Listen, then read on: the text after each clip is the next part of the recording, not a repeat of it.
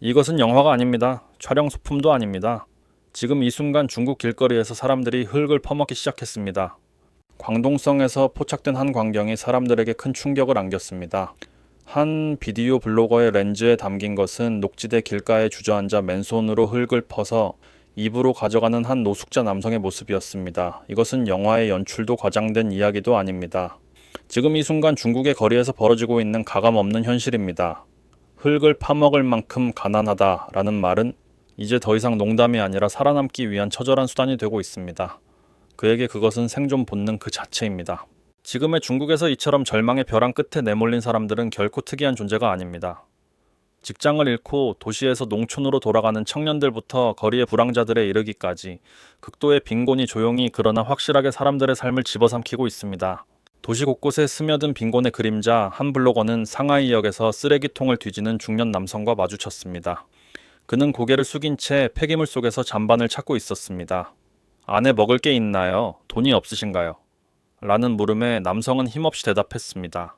그래, 돈이 한 푼도 없다. 휴대전화도 도둑 맞았다. 난퉁시에서 상하이로 일자리를 찾아왔던 그는 직장을 구하지 못한 채 연락수단마저 잃고 그저 쓰레기를 뒤지거나 행인들의 적선으로 허기를 달래고 있습니다.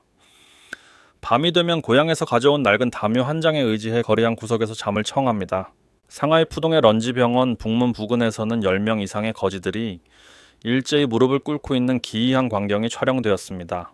촬영자는 상하이에 온 지 채 한 달도 되지 않았지만 매일 다른 얼굴들이 거리에서 구걸하고 있다는 사실에 경악했습니다. 이 사람들은 도대체 어디서 쏟아져 나오는 것일까요? 그가 출퇴근하며 지나는 불과 300옥매 길은 온갖 종류의 거지가 모여드는 장소로 변해 있었고 구걸하는 얼굴은 매일같이 바뀌고 있었습니다. 어느 날 오후 양팔이 없는 한 거지가 목에 양동이를 걸고 있는 모습이 목격되었습니다.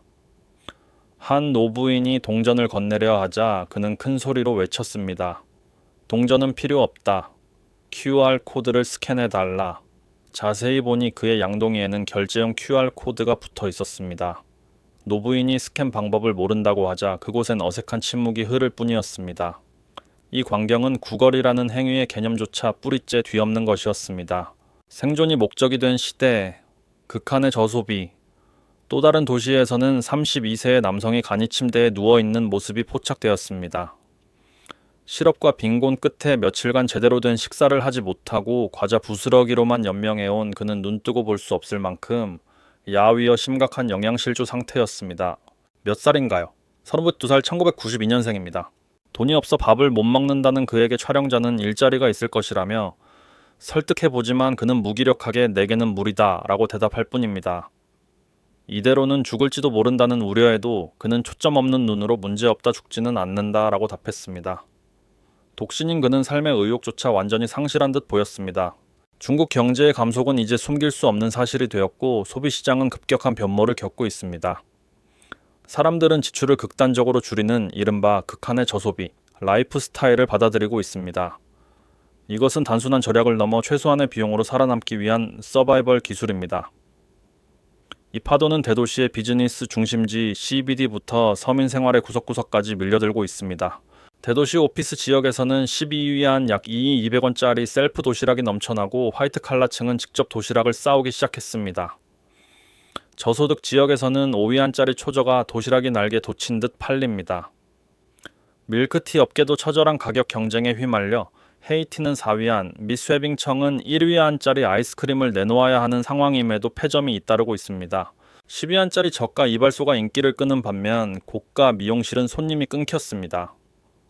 올해 영화 티켓 매출은 40% 이상 급감했습니다. 사람들은 티켓 값이 10위안대로 내려가지 않는 한 영화를 보지 않겠다고 입을 모읍니다. 청다오에서 해올빈으로 가는 항공권이 98위안 약 18천여 원까지 폭락해도 항공사는 적재 허덕이며 고속열차는 빈자리가 눈에 띄는 반면 저렴한 일반 열차가 다시 인기를 끌고 있습니다. 작년 초저가 이커머스인 핀버드워의 이익이 알리바바나 징동닷컴을 넘어선 것은 매우 상징적입니다. 이제 싼 것만으로는 부족하며 더 싸야만 살아남을 수 있습니다. 중국은 지금 욕망이 아닌 오직 생존만이 목적이 되는 시대로 돌입한 것입니다. 가난 자랑과 청년들의 무력감 동시에 인터넷상에서는 답 빈곤 자랑이라고도 부를 수 있는 기묘한 현상이 벌어지고 있습니다. 과거 소비를 과시하던 사회가 왜 이토록 추락했을까요? 동북지방 농촌에 사는 한 블로거는 자학적인 유머를 섞어 자신의 집을 공개했습니다. 흙바닥이 그대로 드러난 방 거울 한 장, 그리고 식량은 감자 2바구니뿐. 이것이 진짜 농촌의 모습이다 라고 그녀는 말합니다. 또 다른 블로거도 가난 자랑을 하는 녀석들이 있는데 내 집을 바라며 영상을 올렸습니다. 닫히지 않는 문, 텅 빈 방, 허름한 온돌 침대. 이러한 영상이 논란을 부르는 이유는 그것이 단순한 농촌의 고난을 넘어 국가 전체에 만연한 반전나 사회적 무력감을 투영하고 있기 때문입니다. 이 절망은 도시 청년들에게도 전염되고 있습니다. 3개월째 실직 중인 한 여성은 이제 일자리를 찾을 마음조차 생기지 않는다고 토로했습니다. 저축을 갉아먹으며 생활하는 그녀는 게으른 것이 아니라 노력이 보상받지 못하는 사회에 깊이 실망한 것입니다. 그녀의 여동생은 갓대학을 졸업했지만 한 달 넘게 필사적인 구직 활동을 해도 성과가 없어 정신적으로 내몰리고 있습니다. 구인 사이트에는 저임금 단순 노동뿐이며 커리어의 전망은 전무합니다. 결국 어떻게 발버둥 쳐도 절망 속에 갇혀 있다고 그녀는 한탄합니다. 번지르르한 프로파간다 뒤에 진실 차량 호출 앱 디디큐싱의 여성 기사가 겪는 가혹한 현실도 밝혀졌습니다. 이제 막 20대를 넘긴 그녀는 차량 렌트비, 월세, 식비 등을 제외하면 한 달에 구딩 600위안의 경비가 나가지만 실제 손에 쥐는 수입은 고작 3,000위안, 약 55만 원 정도입니다. 대학 졸업 후 가혹한 블랙 기업에 취직했으나 임금 체불로 퇴사하고 빚을 내어 차린 식당마저 2개월 만에 6만 위안의 손실을 보고 폐업한 뒤 다다른 곳이 바로 디디 기사였습니다. 이 일조차 사회보장은 전혀 없습니다. 보험료를 내면 대출 상환을 할 수 없기에 그녀는 하루 벌어 하루 먹는 삶을 이어갈 수밖에 없습니다. 빛과 불투명한 미래를 짊어진 그녀의 모습에서 지금 중국 청년들의 잔혹한 운명이 겹쳐 보입니다.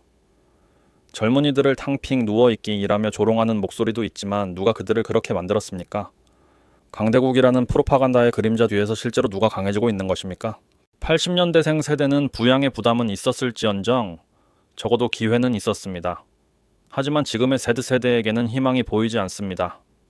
번 돈은 모두 빚을 갚는 데 사라지고 결혼은 꿈조차 꿀 수 없습니다. 그들은 그저거나도 빈곤할 뿐이라고 말합니다. 중국 경제의 현황은 소비 다운그레이드라는 미지근한 말로는 표현할 수 없습니다. 이것은 좌르 전인민족 서바이벌 모드입니다. 휴대전화 요금제를 최저가로 변경하고 고장 날 때까지 기기를 바꾸지 않으며 샴푸 대신 비누 한 알로 버팁니다. 슈퍼마켓의 폐점 직전떨이 상품만을 노리고 병에 걸려도 병원비와 생존비를 저울질해야 합니다. 결론 통계에 가려진 환부 서민의 생활이 이토록 공허함에도 불구하고 중국의 관영 미디어는 침묵으로 일관하고 있습니다. 중국 공산당은 이미 빈곤 문제가 해결되었다고 선언했습니다. 2021년 초 시진핑 국가주석은 탈빈곤 전쟁에서 완전 승리했다고 발표했습니다. 하지만 공동부유나 소강사회라는 슬로건은 얄팍한 허식에 불과합니다. 각지의 빈곤 대책 프로젝트 상당수는 날조라는 비판을 받아왔습니다.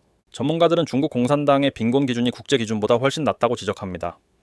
당의 기준으로는 연수입 약 4,000위안, 미화 약 600달러이면 탈빈곤으로 간주하지만 이는 세계은행의 기준을 크게 밑도는 수치입니다. 결국 완전한 탈빈곤이라는 성과는 일시적인 보조금이나 데이터 조작에 의해 만들어진 사상 누각이라는 것입니다.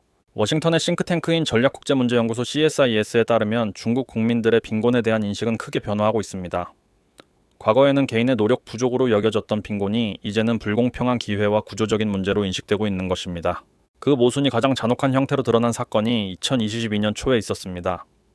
베이징 올림픽의 화려한 제전 뒤편, 장쑤성 슈저우시에서 목에 쇠사슬이 채워진 여성이 발견되었습니다. 그녀는 인신매매의 피해자였습니다. 당국은 강압적으로 이를 은폐하려 했지만 그 사건이 들이댄 빈곤의 어둠과 근본적인 원인은 지금도 무엇 하나 해결되지 않은 채 남아 있습니다.